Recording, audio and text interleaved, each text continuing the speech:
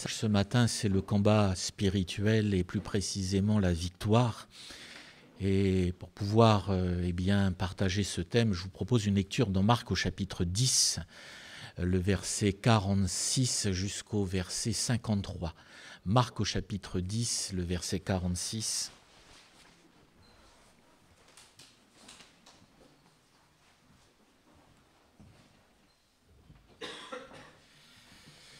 Il est écrit, ils arrivèrent à Jéricho et lorsque Jésus en sortit avec ses disciples et une assez grande foule, le fils de Timée, Bartimée, mendiant aveugle, était assis au bord du chemin. Il entendit que c'était Jésus de Nazareth et il se mit à crier « Fils de David, Jésus, aie pitié de moi !» Plusieurs le reprenaient pour le faire taire, mais il criait beaucoup plus fort « Fils de David, aie pitié de moi !» Jésus s'arrêta et dit « Appelez-le ». Ils appelèrent l'aveugle en lui disant « Prends courage, lève-toi, il t'appelle ». L'aveugle jeta son manteau et se levant d'un bond, vint vers Jésus. Jésus prenant la parole lui dit « Que veux-tu que je te fasse ?» « Rabouni, lui répondit l'aveugle, que je recouvre la vue. Et Jésus lui dit « Va, ta foi t'a sauvé. » Aussitôt, il recouvra la vue et suivit Jésus dans le chemin. Amen. Amen. Lorsqu'on parle d'un combat, il y a bien sûr, il peut avoir soit une défaite, soit une victoire. Et je crois qu'avec le Seigneur, et nous l'avons chanté tout à l'heure, il est le Dieu de la victoire, il est le Dieu victorieux, il est Yahvé Nissi, Yahvé notre bannière. Nous croyons qu'en Dieu, nous avons la victoire. Alors, la victoire, comme nous le voyons dans ce texte, et c'est mon premier point, c'est que la victoire se trouve en Jésus. L'Écriture nous dit que Bartimée va entendre parler de Jésus bien avant, parce que pour pouvoir crier avec force de cette manière, c'est qu'il avait entendu parler de Jésus.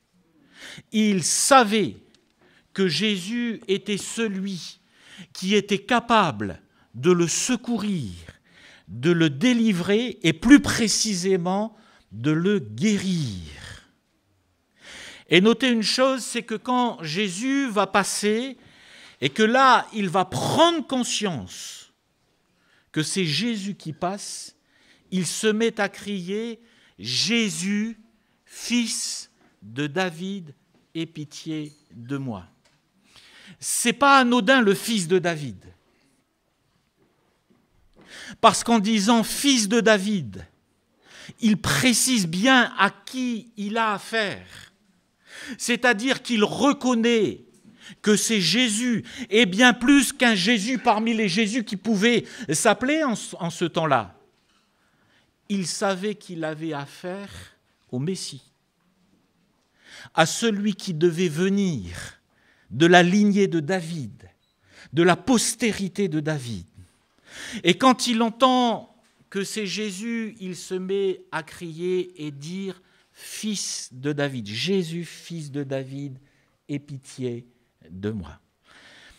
Mes frères et sœurs, la victoire, le secours, la délivrance, la consolation, la guérison se trouvent dans le Seigneur Jésus-Christ.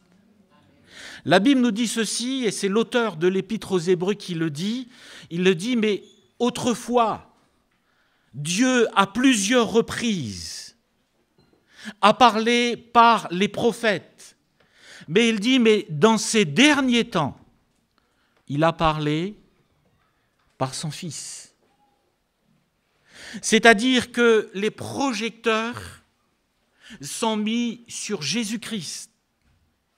C'est lui qui a tout pouvoir. Et il ne va pas hésiter à le dire, mais dans le ciel et sur la terre, tout pouvoir m'a été donné.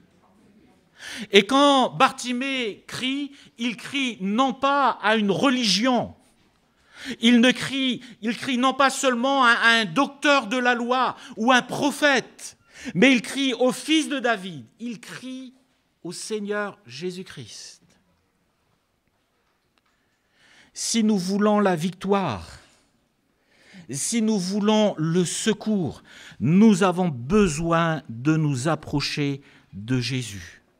Jésus a dit « Je suis le chemin, la vérité et la vie, et nul ne vient au Père que par moi. » Et quand l'apôtre Pierre va s'adresser au peuple, il va dire ceci « Mais il n'y a de salut en aucun autre, car il n'y a sous le ciel aucun autre nom qui ait été donné. » Et ce nom, c'est le nom de Jésus-Christ. L'apôtre Paul va aussi dans ce sens en disant qu'il n'y a qu'un seul médiateur entre Dieu et les hommes, et ce médiateur, c'est Jésus-Christ. Et c'est important pour nous de ne pas nous tromper de cible. Pas dire que le Seigneur est une cible, loin de là. Mais il est important pour nous de nous adresser à la bonne personne. Dieu, ce n'est pas l'univers. Ah, mais je fais confiance à l'univers. Non, on ne fait pas confiance à l'univers. Je fais confiance à Jésus. Dieu, ce n'est pas l'univers. Vous savez qu'il y a une philosophie qu'on appelle le panthéisme. Et le panthéisme, c'est de dire que Dieu est en tout. Dieu est dans le pied de micro. Dieu est dans mes chaussures. Dieu est dans le micro. Dieu est dans la batterie. Dieu, il n'est pas dans la batterie. Il n'est pas dans mes chaussures. Dieu, ce n'est pas l'univers. Dieu a créé l'univers. L'univers, c'est une création. Lui est au-dessus de cela. Et lorsque Bartimée entend que Jésus passe, il ne crie pas à l'univers tout entier, entends ma voix. C'est Jésus, fils de David. Aie pitié de moi. Et je crois qu'il est bon pour nous de toujours avoir les yeux fixés sur Jésus-Christ. D'avoir les yeux fixés sur lui. C'est Jésus qui sauve. C'est Jésus qui délivre. C'est Jésus qui guérit. Et la Bible nous dit que c'est lui qui baptise dans le Saint-Esprit. Alors si vous voulez être baptisé dans le Saint-Esprit, venez pas me voir. Je ne peux rien pour vous. Ah si, je peux prier quand même. Je peux m'associer à vous.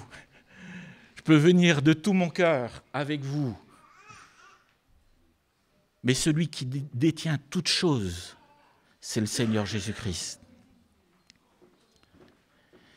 Et entrer dans la victoire, c'est déjà reconnaître que Jésus a tout pouvoir dans le ciel et sur la terre.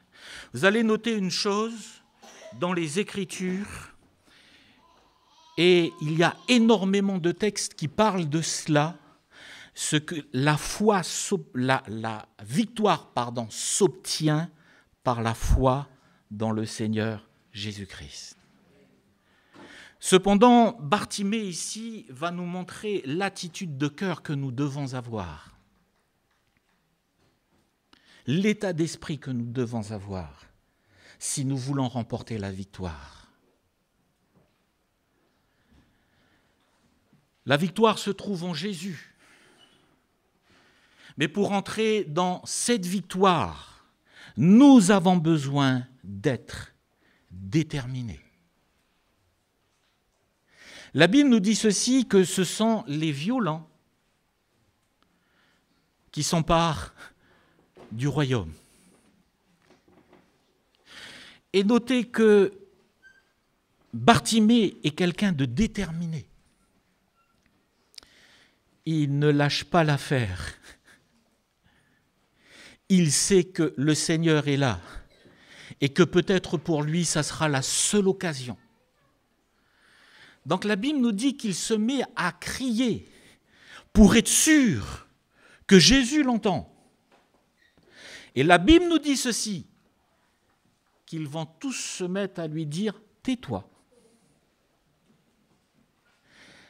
Mais l'Écriture nous dit qu'il va crier encore plus fort. C'est quelqu'un qui est déterminé. C'est quelqu'un qui ne va pas lâcher l'affaire. Et souvent, lorsqu'on parle de la détermination, à la détermination est attachée la persévérance. On le fait taire, il persévère et il crie beaucoup plus fort. Mes frères et sœurs, nous croyons que Dieu est le même, que Jésus est le même, hier, aujourd'hui et éternellement. Nous croyons que ce qu'il a fait dans le passé, il le fait aujourd'hui et il le fera encore. Nous croyons que Dieu, c'est le Dieu d'ici et maintenant, le Dieu du tout à coup, le Dieu des miracles. Et nous croyons que Dieu est puissant pour opérer des miracles au milieu de nous. Bartimée dit que je recouvre la vue. Aussitôt, il a retrouvé la vue. Mais il y a parfois des moments où, dans le combat, ça prend du temps. Et dans le combat, nous avons besoin de persévérer.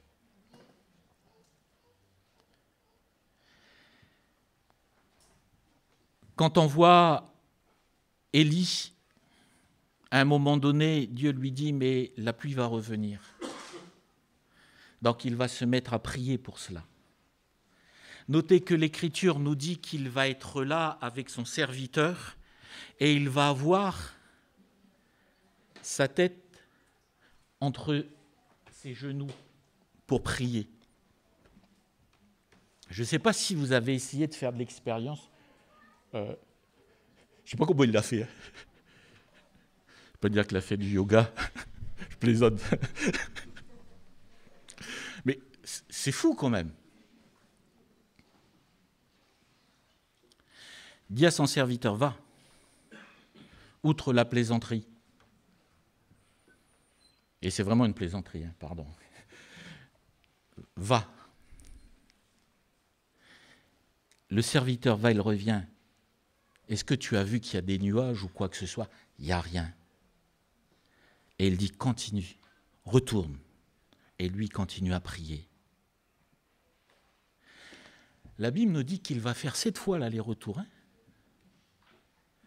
Et quand il va revenir, il ne vient pas avec une grande victoire en disant « je vois des nuages énormes ». Des cumulonimbus, je crois. Énorme. Non, il dit, je vois juste un petit nuage qui a la taille d'une pomme de ma main. Et il dit, mais descends.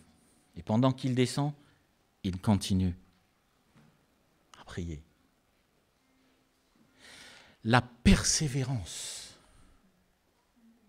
Et je crois que pour cette nouvelle année qui s'ouvre devant nous, nous avons toute cette année persévéré dans la prière pour nos combats.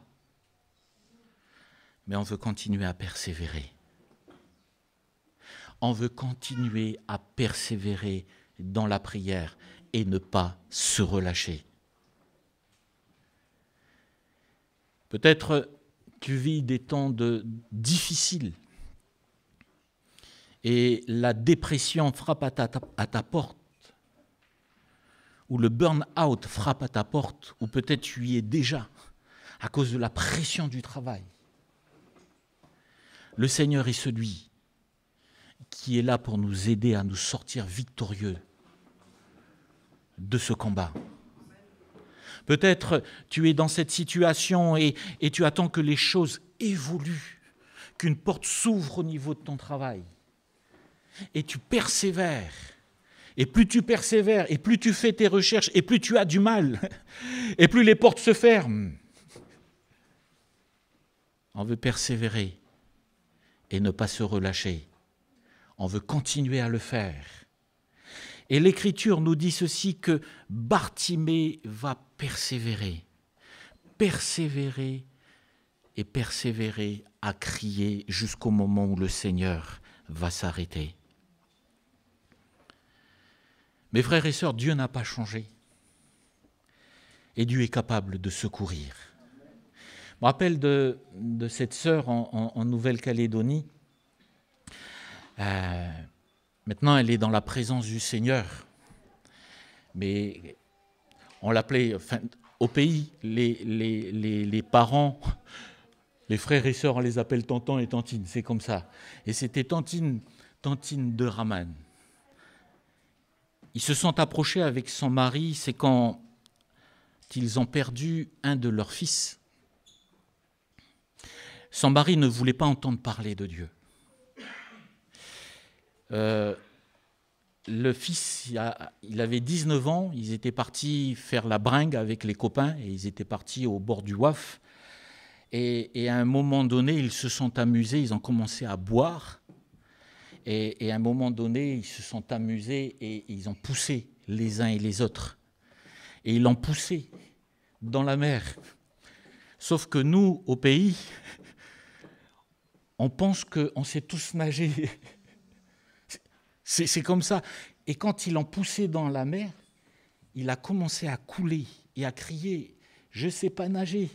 Mais comme ils étaient tous ivres, ils pensaient qu'ils plaisantaient.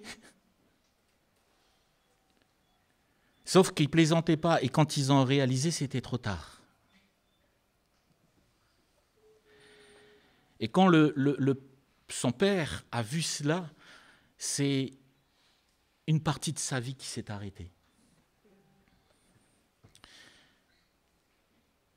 Il a 6 enfants, enfin il avait 6 enfants. Mais sa vie s'était arrêtée avec son fils. Alors ses parents ont commencé à lui parler de Seigneur, parce que ses parents étaient chrétiens. Il a dit, mais il est où ton Dieu? Pourquoi Dieu n'a pas gardé notre fils? Pourquoi dans cette plaisanterie-là, Dieu n'a pas gardé le fils? Et à partir de là, il est tombé dans une sorte de dépression. Et plus goût à la vie, plus goût à rien. Et à un moment donné, ses parents lui disent, écoute, là tu es en train de périr. Tu t'occupes même plus de tes enfants. Et là, tu es en train de lâcher prise. Viens, ça ne te coûte rien. Il y avait une mission d'évangélisation. Ça ne te coûte rien de venir. Même si tu ne crois pas en Dieu, viens, fais-nous plaisir. Et à force de lui parler du Seigneur, à un moment donné, quand il y a eu cela, ils ont dit, écoutez, je vais venir. Mais moi, Dieu, je ne veux pas entendre parler. Donc il est venu, il a écouté le message. Son cœur a été touché. Il est venu à l'imposition des mains, le Seigneur l'a délivré à l'instant de sa dépression.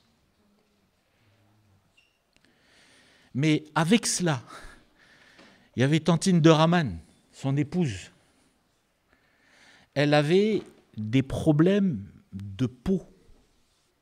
C'est-à-dire que toute sa peau était marquée par des blessures. Elle avait une maladie de peau. Ça sentait tellement qu'elle disait, mais moi j'ai 5 paréos ou 4 paréos par jour. Je ne peux pas mettre de vêtements. Parce que quand je mets les vêtements, ça me colle, ça sent. Alors, le plus pratique, c'est le paréo. Alors, elle mettait un paréo et à un moment donné, elle mettait un autre paréo durant toute la journée, comme il fait chaud en Nouvelle-Calédonie. Et elle ne sortait plus de chez elle.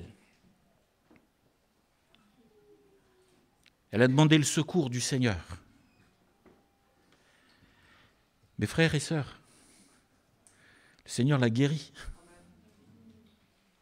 Le Seigneur l'a guérie. Et à partir de là, elle venait à l'église, mais pimpante, sapée. Je crois que c'est elle qui a inventé la sape, je crois. Tellement heureuse. Et elle venait, parce qu'elle disait, mais avant, je ne pouvais plus sortir. Et j'avais que des paréos. Et là, elle pouvait enfin s'habiller. Et à un moment donné, je me disais, mais Tantine, s'il te plaît, arrête. Parce qu'on avait des réunions d'évangélisation. Et à chaque fois, le pasteur, est-ce qu'il y a quelqu'un qui veut rendre témoignage? Tu avais Tantine de Raman. Eh bien, Tantine, ce serait bien que tu t'assoies des fois. Tu vois, je vais même raconter ton témoignage. Je peux le raconter par cœur, du début jusqu'à la fin. Mais elle était tellement heureuse. Parce que sa vie a été bouleversée. Parce qu'à un moment donné de sa vie, elle a rencontré celui qui est capable de donner la victoire. Celui qui est capable de guérir.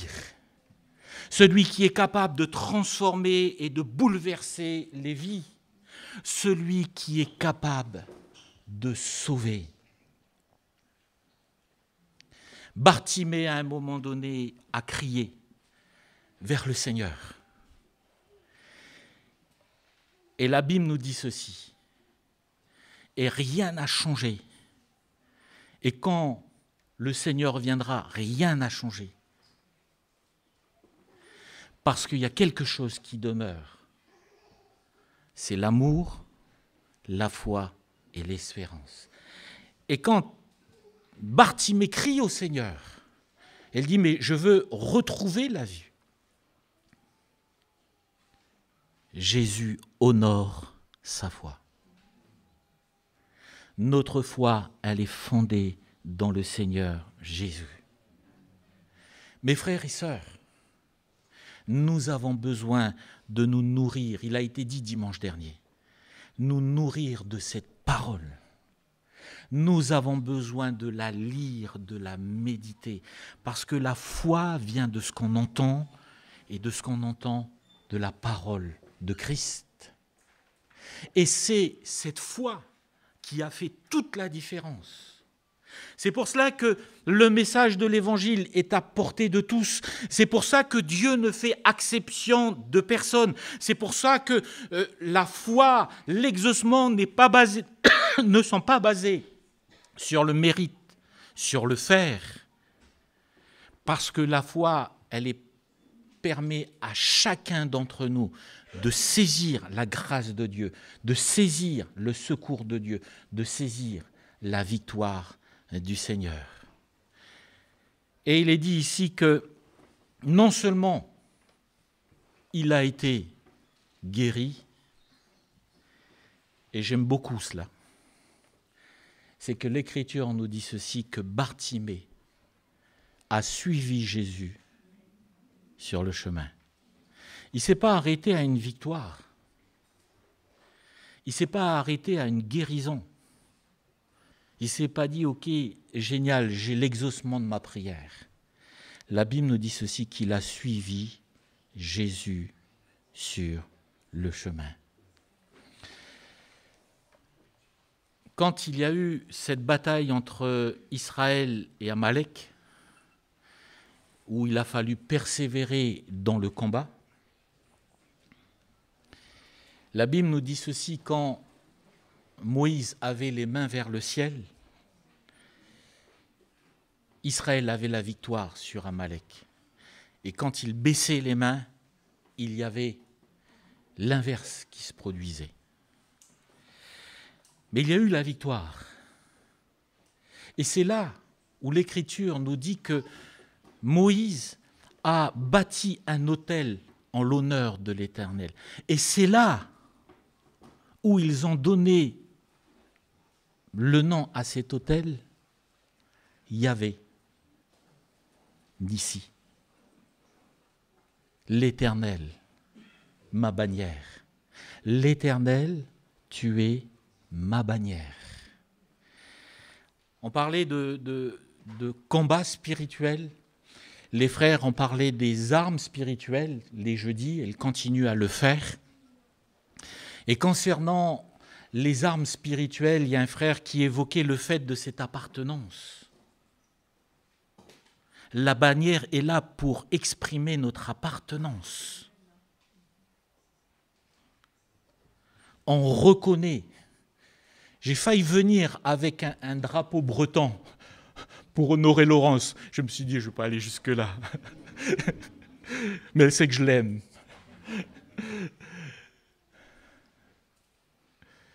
mais on exprime notre appartenance. Il suivit Jésus sur le chemin. Je termine en disant ceci, que notre appartenance exprime notre identité. Et notre identité, c'est le royaume de Dieu.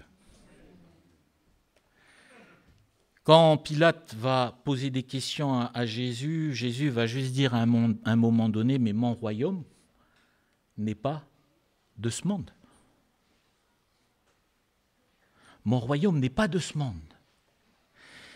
Et le psalmiste de dire ceci, mais après le fait de parler de cette table qui est dressée en face de ses ennemis, il dit, mais oui, le bonheur et la grâce m'accompagneront tous les jours de ma vie et j'habiterai dans la maison de l'Éternel jusqu'à la fin de mes jours. Et littéralement, c'est j'habiterai dans la maison de l'Éternel pour l'éternité. La vie éternelle, elle commence le jour où nous avons accepté Jésus. Celui qui croit au Fils a la vie éternelle. Mais notre royaume, c'est le ciel. Et je crois qu'il est bon pour nous de toujours rester dans cette perspective de persévérance, que nous marchons avec le Seigneur, mais nous ne sommes que des pèlerins sur cette terre. Nous marchons avec le Seigneur, mais notre héritage est céleste. Il y a un pasteur qui disait ceci, il prenait toujours cette image. Quand j'étais gamin, je l'entendais souvent, qui disait, oui, un chrétien, c'est celui qui a les pieds sur terre et la tête dans le ciel, dans le sens où nous sommes attachés au Seigneur. Notre héritage est céleste, mais nous avons les pieds sur terre parce que nous bâtissons l'Église de Jésus-Christ avec l'aide du Seigneur. Nous sommes à sa suite, nous bâtissons nos vies, nous bâtissons nos familles, nous prenons soin de ce que le Seigneur nous a donné. Mes frères et sœurs, votre vie, le Seigneur vous l'a confiée. Qu'est-ce que je fais de ma vie? Comment je la gère? Et c'est vrai que nous marchons sur cette terre, mais notre but, c'est de suivre le Seigneur Jésus jusque dans l'éternité. Et soyons attachés au Seigneur. On va prier le Seigneur. Merci Seigneur pour ta grâce. Merci Seigneur pour ton salut. Merci Seigneur pour tes bontés qui se renouvellent sur nos vies chaque matin. Te prions pour ton Église. Nous voulons te bénir parce que durant toute cette année, nous avons vu ta main. Nous avons vu, Seigneur, ta grâce. Nous avons vu, Seigneur, ton soutien, ta fidélité. Et nous voulons, pour cette nouvelle année qui est devant nous, nous voulons nous attendre à toi. Nous voulons renouveler, Seigneur, notre engagement, te dire combien nous t'aimons, combien nous sommes heureux de t'appartenir, de marcher dans tes voies, te demandant de visiter, Seigneur, ton peuple, de secourir ceux qui, Seigneur, sont dans l'affliction, dans l'adversité, te demandant de les délivrer, de les consoler, de les guérir. Seigneur, tu n'as pas changé, nous te faisons confiance. Merci dans le nom de Jésus. Tu fais du bien à chacun et à chacune, et à toi toute la gloire. Amen.